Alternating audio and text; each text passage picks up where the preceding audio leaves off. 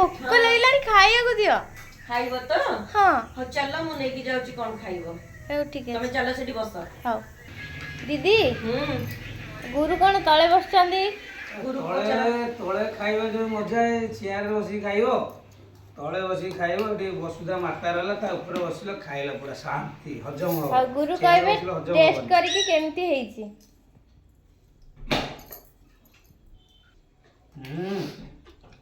ବହୁତ ବଢିଆ। ସକାଳୁ ସକାଳୁ ଆଜି ଦହିବରାଟା ବନା ହେଇଛି। କେମିତି ହେଇଛି ସମସ୍ତେ ଖାଇଲା ପରେ ଜଣା ପଡିବ। ଚାଲ ପୁରା ଗରମ ଗରମ ଅଛି। ଭାଇ କେମିତି ଲାଗୁଛି ଦହିବରା? ଚାଙ୍ଗା ହେଇଛି। କେମିତି ହେଇଛି ଖୁସି ଇସୁ? ଭଲ ଅଛି। ମାମା ଖାଇ କୁହ କେମିତି ମାମା ହେଇଛି? କେମିତି? କୁହ। ଆମ ଫୁଲେଇ ମାମା ଆସିଥିଲା। ସିଏ କାଲି ରାତିରେ ମତେ କହିଲା ନାନା ସକାଳୁ ଦହିବରା କରିଦବ। ତାର ଫରମାଇଶ ଥିଲା ସେଇଥିପାଇଁ ସକାଳୁ ଦହିବରା ରେଡି। ମୁଁ ତ ମାଗି ଖାଇ ଆସିଛି ଦହିବରା ମାଗି ଖାଇବି। ଏବେ ମାଗି ଖାଉ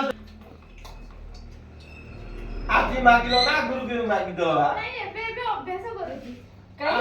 ଆଗରୁ ମାଗି ନଦେଲ? ନାଇଁ ଆଗରୁ କେବେ ଖାଇନ? ନା ଏବେ ନୂଆ ନୂଆ ଖାଉଛ ତ ଭାରି ଟେଷ୍ଟି ଲାଗୁଥିବ। ହଁ ଭାରି ଟେଷ୍ଟି। ଆଉ ଭୋକ ଚାଲିଛି ସେ ଖାଇ ଚାଲିଛି।